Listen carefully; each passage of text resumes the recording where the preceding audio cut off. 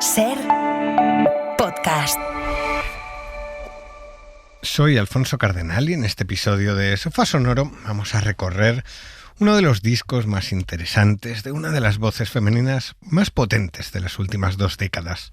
Lana del Rey debutó en la música con paso firme y desde entonces ha gestionado su carrera con inteligencia y también con determinación. En 2019, la estadounidense editó Norman fucking Rockwell, un disco en el que diseccionaba el sueño americano en una especie de analogía con el desgaste de las relaciones sentimentales. Aquel disco la confirmó ante la crítica más reacia a su obra y es nuestro álbum de esta semana, trabajo que vamos a analizar de la mano de la periodista Raquel Elices, periodista y una de las voces al frente del podcast Las Chicas del Cadillac, y como siempre, con los reportajes de Lucía Taboada.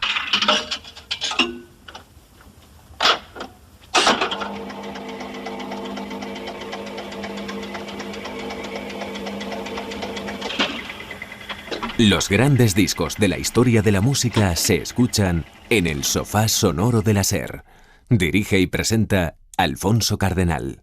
En 2019, Lana del Rey se coronó ante el mundo con un disco bonito, un disco de amor, pero sobre todo un disco melancólico que contraponía la idea del sueño americano con los amores que se extinguen. Un trabajo que brotó de la manera más inesperada cuando se juntó con el productor Jack Antonoff. Hicimos 2 canciones en un par de horas. No solo iba todo muy rápido, sino que además funcionaba. Puedo distanciarme de mis canciones y ver las cosas. Algunas me parecen basura y otras veo que tienen algo. En este caso vi que eran algo especial.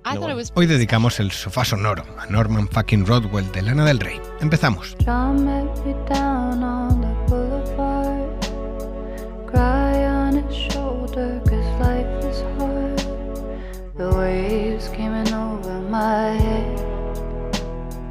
What you been up to, my baby? Haven't seen you around here lately.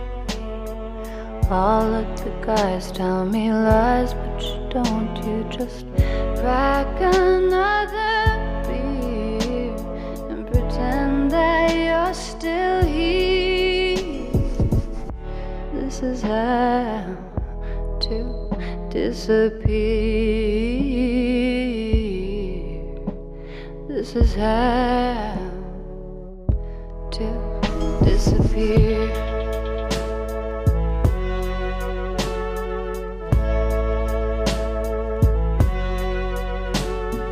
Joe met me down at the training yard. Cuts on his face 'cause he fought too hard. And now he's in over his head. But I love that man like nobody can. He moves mountains and pounds them to ground again. I watch the guys getting high as they fight for the things that they hold dear, to forget the things they fear. Lana del Rey es una cantante especial, una compositora delicada y con un aire triste, pero de pluma ágil y también afilada, capaz de retratar con brusquedad algo delicado y con delicadeza, algo escabroso. A lo largo de su carrera, la estadounidense ha vivido deprisa, quemando etapas, grabando con regularidad y tocando palos diferentes del arte. En 2019 editó el disco que la consolidó ante los escépticos, trabajo que vamos a recorrer hoy, pero antes Lucía Taboada nos cuenta cómo estaba el mundo entonces.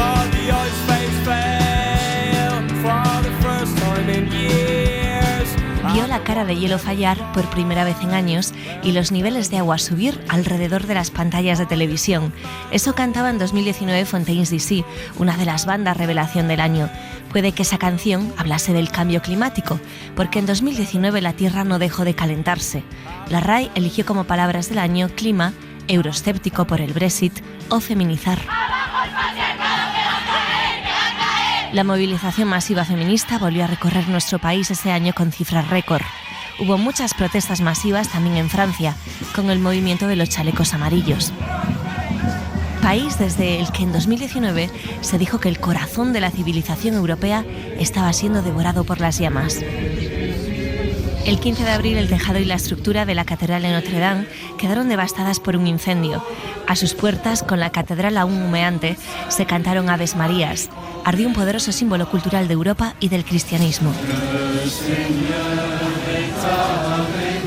Fue también en abril cuando la representación de un agujero negro dejó de ser algo sujeto a la imaginación de los astrónomos.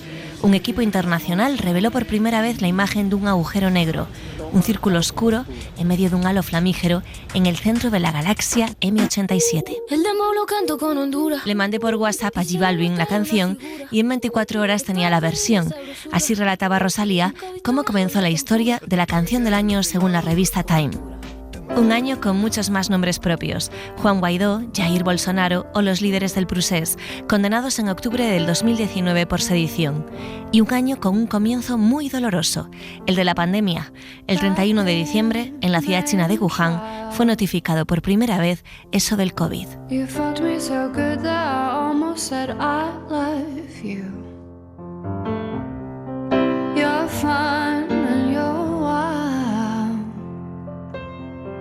You don't know the half of the shit that you put me through.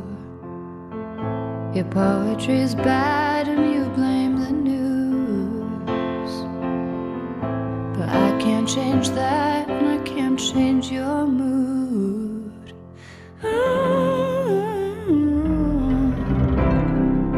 'Cause you're just a man, it's just what you do. Your head in your hands as you color me blue. Yeah, you're just a man, all through and through. Your head in your hands as you color me blue.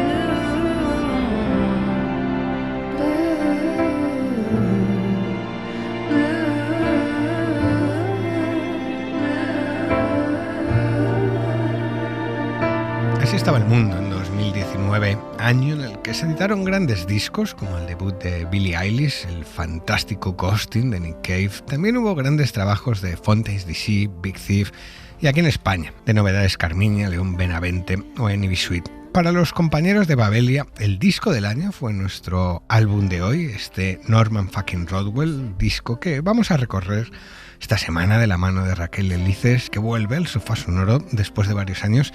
Raquel, ¿qué tiene este disco para ti? Bueno, Alfonso, para mí este disco fue como el gran descubrimiento de Lana del Rey. Yo ya venía escuchándola, pero fue como la ventana a profundizar realmente en ostras, ¿quién es esta chica, no?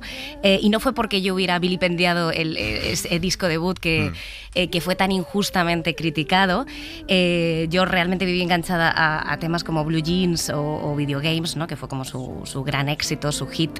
Pero sí que es verdad que con estas grandes artistas que vienen de Estados Unidos siempre tengo la duda de cuánto de marketing hay. Siempre tengo esta duda, ¿no? Esa sospecha, ¿no? Claro, me pasó un poco con Dua Lipa. Es como me alucinó su primer disco, pero pensé, vale, espera, ¿y qué más tiene que contar, no? Y yo creo que este disco de Lana del Rey es el disco en el que Lana del Rey responde a estos escépticos como yo.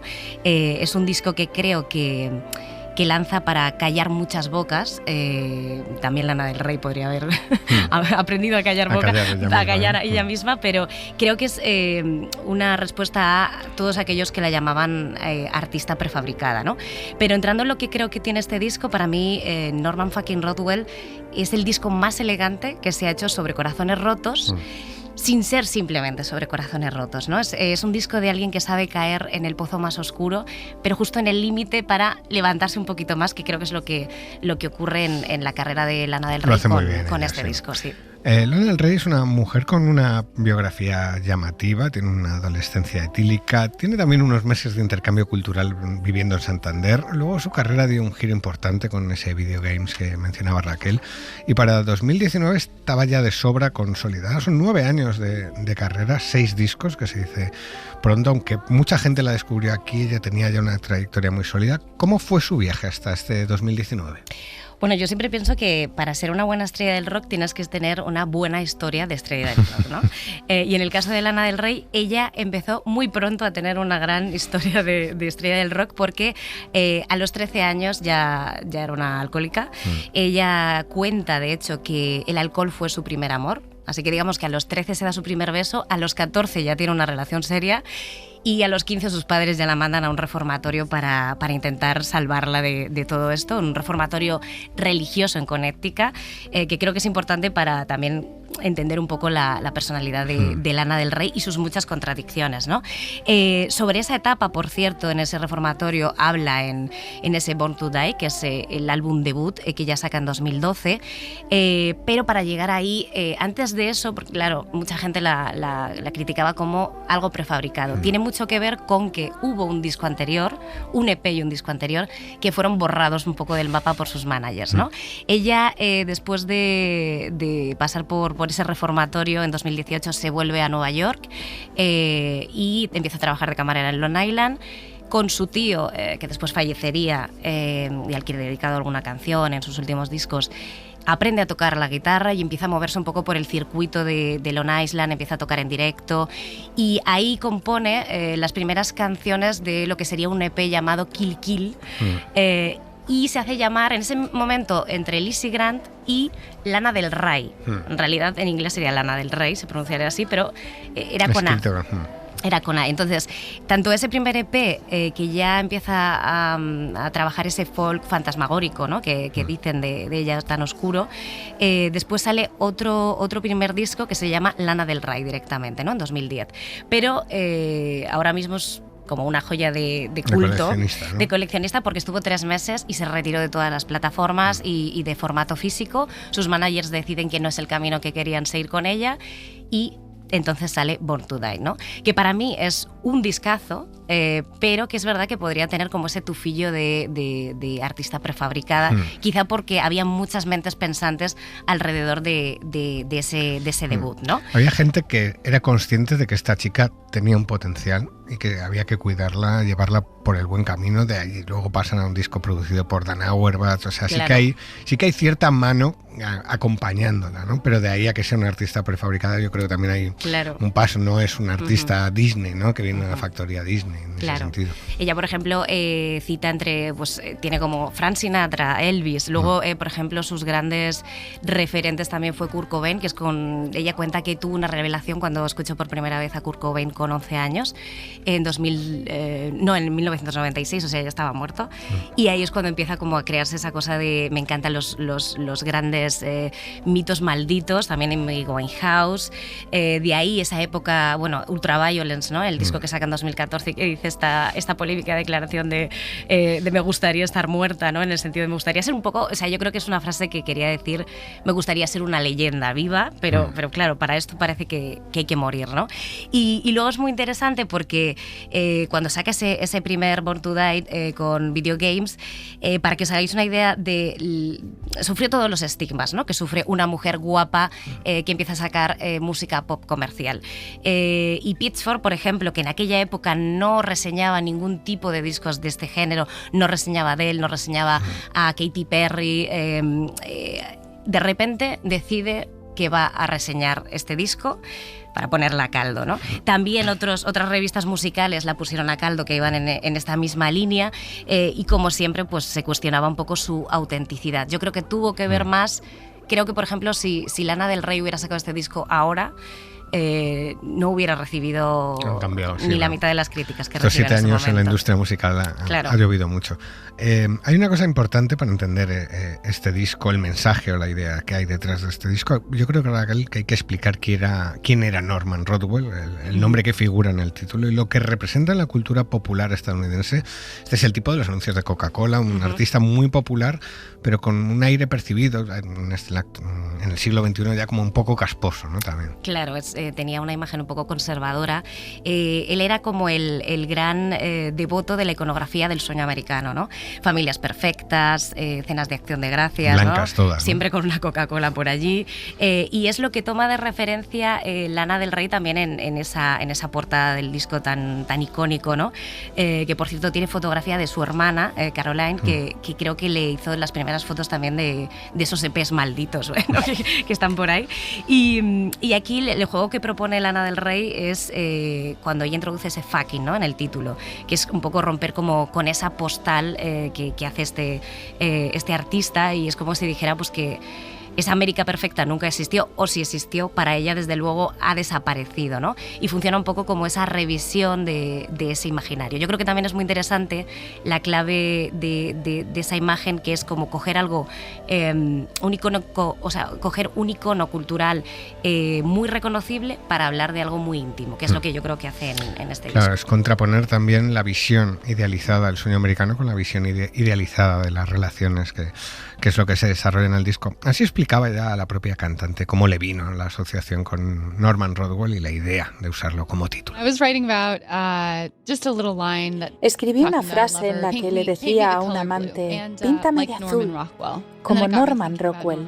Y eso me hizo pensar en Norman y en cómo muchas de sus pinturas de los 50 sintetizaban el sueño americano. Y eso me hizo pensar en dónde estaba el sueño americano hoy en día. Y eso me llevó al título, a decir qué pensaría el jodido Norman Rockwell. You took my sadness out of context at the Mariners apartment complex. I ain't no candle in the wind.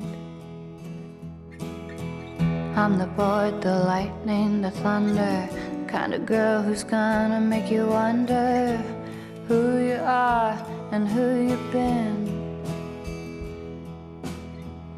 Who I've been is with you on these beaches. Your Venice bitch, your diehard, your weakness. Maybe I could save you from your sins. So kiss the sky and whisper to Jesus. My, you found this, you need this. Take a deep breath, baby, let me in. You lose your way, just take my hand. You're lost at sea, then I'll command your boat to me again. Don't look too far, right where you are, that's where I am. I'm your man. I'm your man. They mistook my kindness for weakness. I fucked up, I know that, but Jesus, can a girl just do the best she can? Catch a wave and take in the sweetness. Think about it, the darkness, the deepness, all the things that make me who I am. Con este Mariners Apartment Complex, que fue el primer sencillo de nuestro disco de hoy, seguimos el viaje por el sexto trabajo de Lana del Rey, un álbum que tiene como punto de partida el desencanto, la melancolía y la pérdida, y por ello usa la idea esa que mencionábamos del sueño americano para marcar esa distancia entre lo que un día soñamos y lo que hoy tenemos. Pero ya mirando las canciones una a una, ¿de qué tratan, Raquel? ¿Qué te llama más la atención de este álbum? Bueno, yo creo que hay un hilo que las atraviesa todas, que es esa pérdida, ¿no? Son canciones a priori para corazones rotos, pero no solo es una pérdida, como tú decías, no es solo sentimental, es una pérdida amorosa, sí, pero hay algo más, ¿no? No es directa en ningún momento, pero digamos que hay como un retrato que también tiene que ver con lo que hemos dicho de ese disco, ¿no? y de la imagen estética y de marca de este disco, que es un retrato emocional de Estados Unidos, que en ese momento estábamos en plena era Trump, la primera, desde lo íntimo, es decir, cómo vivo yo este desgaste de mi sentimiento patriótico, que yo creo que Lana del Rey sí lo tenía. Es interesante porque en este disco, en muchas de las canciones, maldice mucho, hay mucha jerga como de callejera o más que como que te choca, ¿no? Con Lana del Rey. Es muy irónica, ¿no? La canción, por ejemplo, que que pone título al disco, dice: tu poesía es mala y le echas la culpa a las noticias.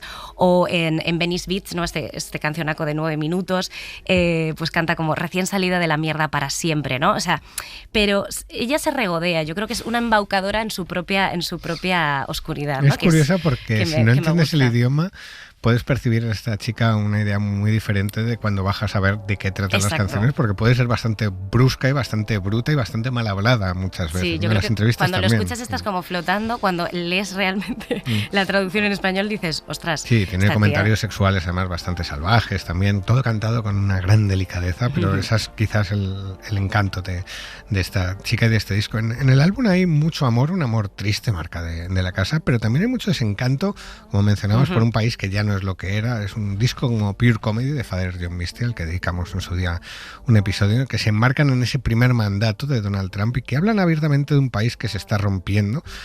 No es un disco político, pero sí hay canciones que reflejan esa idea de fondo. Para que os hagáis una idea de la Lana del Rey que llega a este disco, hay una cosa muy graciosa que recuerdo de ella, que en 2017 se hizo como a modo de protesta cultural contra Donald Trump, se hizo como un ritual de brujería, ¿no? Pues allí estaba Lana del Rey, ¿no? Es verdad que este disco no es explícitamente político, pero hay muchas consignas que nos indican que sí, ¿no? O sea, sí que está el clima retratado, esa atmósfera. Como dices, estamos en esta primera era Trump y ella recoge un poco el desencanto, pero lo hace muy bien porque lo hace desde un nivel personal, desde un nivel íntimo, ¿no? Ella siempre ha trabajado mucho con esa idea de América, pero aquí lo que hace es mirar desde esa decepción, ¿no? Y hay canciones como The Greatest donde esa sensación se vuelve más evidente. Por ejemplo, en esa canción sí menciona los incendios de California que arrasaron en aquellos años buena parte del estado. Habla de la cultura pop que se apaga, de ídolos que desaparecen, y vuelve a estar esta idea de lo íntimo también es político, ¿no? Si fuera un disco, pues Lana del Rey lo retrata muy bien aquí. Una de mis canciones favoritas del disco no es de Lana del Rey, sino una versión de Sublime, una banda con una historia fascinante en la que Del Rey versiona este Doing Time.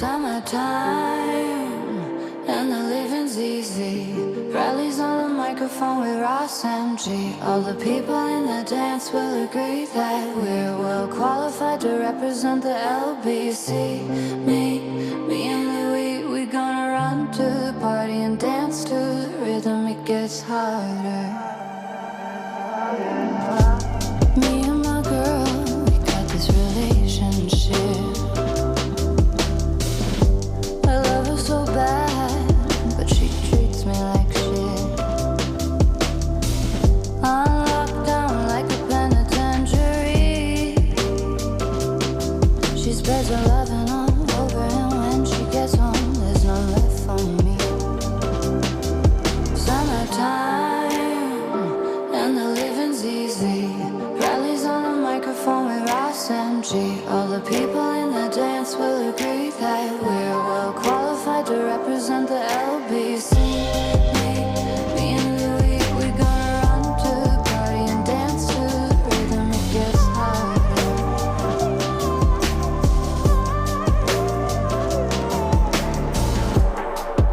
Take this veil from off my eyes.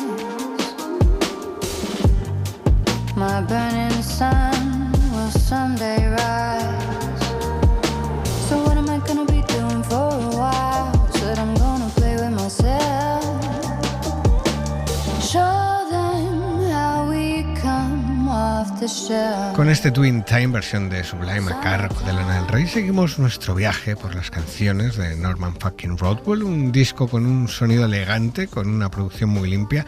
Mirando el sonido, Raquel, ¿qué te gusta más y qué diferencias ves con otros trabajos previos de Lana del Rey, teniendo en cuenta que ha pasado por productores con personalidades muy enfrentadas, como Antonov o como Dan Auerbach, y aquí hay una búsqueda de un sonido muy concreto que encaje con esa melancolía melancolía y con esa idea del sueño americano. Sí, a mí lo que más me gustó y más me chocó en el cambio del sonido de Lana del Rey es que yo siento en este disco como que todo es más crudo, ¿no? Y como que estoy escuchando a una Lana del Rey que está sola en su habitación. Hay un vis a vis con el oyente y eso creo que es parte también gracias al productor con el que hace aquí un buen combo. El sonido es probablemente uno de los mayores aciertos, ¿no? Es muy elegante, todo parece estar en su sitio, no hay excesos que quizás sí estaban en sus anteriores discos y creo que se despoja un poco del barroquismo y de ese drama un poco peliculero que no deja de estar en Lana del Rey en ningún momento, pero como que en sus anteriores discos sí había más una actriz sobreactuada de alguna manera, ¿no? Entonces todo es un poco más orgánico y más cercano, las guitarras, el piano y la voz inconfundible de Lana del Rey. Una figura importante en el disco es Jack Antonoff, un tipo que figura en muchos de los discos más interesantes de estos años. ¿Quién es este productor? Pues este tipo es un nerd. Se le considera como el rey Midas del pop, de las voces femeninas quizá, porque es donde se ha centrado. Él de hecho quiere trasladar esta idea, ¿no?, que contaba antes de la Lana del Rey sola en su habitación, porque él de hecho compone y empieza a producir en su propia casa, en la casa de sus padres, en las que él se jacta de decir que vivió hasta los 27. Esto es porque no vive en España, si no diremos, bueno... No tendría ningún mérito eso. No tendría ningún mérito, te fuiste muy pronto, ¿no? Y entonces en ese sonido tan cercano, tan de vis a vis, le han definido como el arquitecto sonoro de la melancolía, ¿no? Y no van desencaminados en este disco, ¿no? Él ha trabajado con otras artistas como Taylor Swift o Lorde. En ese mismo año, de hecho, sacó otro disco con Taylor Swift, pero contrasta porque creo que en este disco, que es lo que más me gusta del sonido, es que es despreocupadamente pop. O sea, no le importa tanto parecerse a un sonido pop. Y creo que esa es la grandeza de este productor, ¿no?, de sus trabajos. Antonoff se emocionó trabajando con Lana del Rey y a ella le sorprendió también el descubrir que era capaz de partir de las ideas de otra persona, porque ella estaba acostumbrada siempre a partir de sus propias ideas, y juntos firmaron pues ese disco con momentos tan emotivos como The Next Best American Record, una canción sobre el amor, el proceso creativo y la obsesión musical. My baby is today and the sun underneath my architecture. To the houses of the homeless smoking on them cigarettes. My baby is today and the sun underneath my architecture. He was cool as heck. He was cool as heck. And we were so obsessed with writing the next best American record that we gave all we had till the time we got to bed, 'cause we knew we could. We were so obsessed with writing the next best American record, 'cause we were just that good. It was just that good. Whatever's on tonight, I just wanna party with you till bangers hot tonight. I'm taking off my bathing suit. You made me feel like there's something that I never knew I wanted.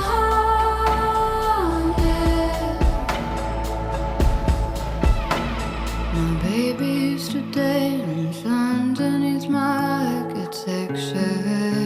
Con el 10º corte de Norman fucking Rockwell vamos llegando al final del viaje por esta joya de Lana del Rey, trabajo por el que la cantante recibió las mejores críticas de su carrera y tiene un punto de validación general ante la crítica más purista, ¿no?, más indie. ¿Pero qué supuso, Raquel, este álbum para Lana del Rey? yo creo que le dio legitimidad, ¿no? Que era la que estaba buscando. Fue una redención para ella. Bueno, siempre dicen como que es un disco con el que ella tuvo una redención. Bueno, yo creo que la redención quizá fue para los críticos que dijeron, vale, me equivoqué. Demás, ¿no? Exacto, yo creo que fue al revés, que fue para los críticos que, bueno, de hecho en la revista Pitchfork, que la tiró piedras, después la elevó a lo más alto, ¿no? Y luego también algo muy importante, ¿no? Que todo el mundo miraba en la misma dirección cuando hablaba de ella. Esto me parece tremendamente complicado en el mundo de la música y lo consiguió con este disco y con los posteriores. Luego sus siguientes pasos son también muy interesantes, porque en 2020 ella publica un poemario que llama bastante la atención en su momento, ¿no? De ver esa validación que sigue creciendo de, bueno, puedo componer, además con una editorial importante, creo recordar, ¿no? Claro, ella con ese poemario, ella siempre ha dicho que las palabras para ella son las últimas formas de magia que existen en el mundo, ¿no? Y yo creo que cuando ella saca el poemario poco después, es como algo así como que me voy a despojar de la música para demostrarte que no solo es la melodía, no solo es la producción, ¿no? Sino que también son... Funcionan sueltas las palabras. Claro, también soy una compositora y es como, mira mis putas letras, mi forma de escribir, porque también son la leche, ¿no? Claro. Y en 2021 hace doblete con 2 discos muy seguidos. Es algo que llama mucha atención viendo su discografía. Es una mujer que trabaja siempre a muy buen ritmo, que está metida en muchos proyectos diferentes, que tiene mucha curiosidad, pero que cuando se pone a grabar un disco se pone el objetivo de sacarte un disco cada año y medio, y de ahí no le mueve nadie, ¿no? Sí, yo creo que ya una vez que encuentra a Antonov es como, vale, he encontrado al productor que necesito, y luego ella tiene la mente hiper acelerada. Para que os hagáis una idea de su primer disco debut, los 3 primeros singles o los 4 los compone en 3 días, que es como una barbaridad, ¿no? En realidad. Entonces, yo creo que cuando ya hace ese combo con este productor, se lanza a la carretera absolutamente, y ahí van esos 2 discos, el Chain Trails Over the Country Club y Blue Bannister, ¿no? Ambos con Antonov, 2 trabajos que de alguna manera van a continuar el camino abierto por Norman fucking Rockwell, y que también creo que lo expande. Yo creo que una vez que encuentra el camino por el que seguir, la carretera para ella es increíble. Ese es el secreto de Antonov, para conquistar a las grandes musas del pop, y trabajar a gusto, hacer que trabajen a gusto con él. Raquel, Eliz, es un placer charlar de música contigo, volver a tenerte en el Sofá Sonoro, y gracias por traer a Lana del Rey. Un placer. Nosotros nos vamos ya. Hacía tiempo que había ganas de sentar algún disco de Lana del Rey en el Sofá Sonoro. Nos lo habéis pedido bastante en redes sociales y nos hemos quitado las ganas con esta genialidad alrededor de los sueños rotos y las relaciones que fracasan. Esta misma temporada hemos hecho un episodio alrededor del debut de Billie Eilish, disco que salió en este mismo 2019 y que os recomiendo a quienes os haya gustado este viaje. Nada más, volvemos la semana que viene con otros discos y con más historias, y mientras tenéis otros programas en sofasonoro.com, que me dice mi jefa que os lo recuerde, que compartáis los programas con gente maja, que lo vaya a agradecer. Eso es todo. Adiós. Cinnamon in my teeth from your kiss, you touching me, all the pills that you take, violet, blue, green, red, to keep me at arm's length don't work. You try to push me out, but I just find my way back in. Violet, blue, green, red, to keep me out, I win. There's things I wanna say to you, but I'll just let you live. Like if you hold me without hurting me, you'll be the first who ever did. There's things I wanna talk about, but better not to give. But if you hold me without hurting me, you'll be the first who ever did.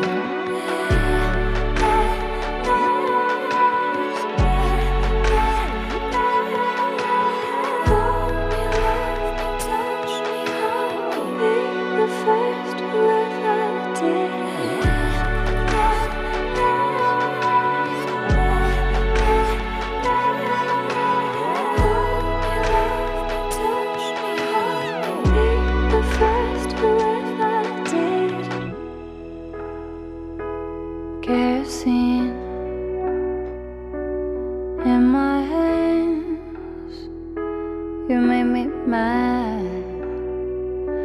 on fire again. All the pills let you take, violet, blue, green, red, to keep me at arm's length. There's things I wanna say to you, but I'll just let you live. Like if you hold me without hurting me, you'll be the first who ever did. There's things I wanna talk about, but better not to give.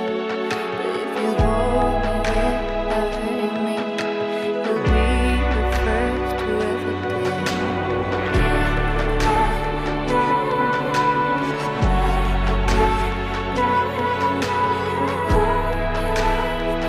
Touch me, hold me, be the first who ever did.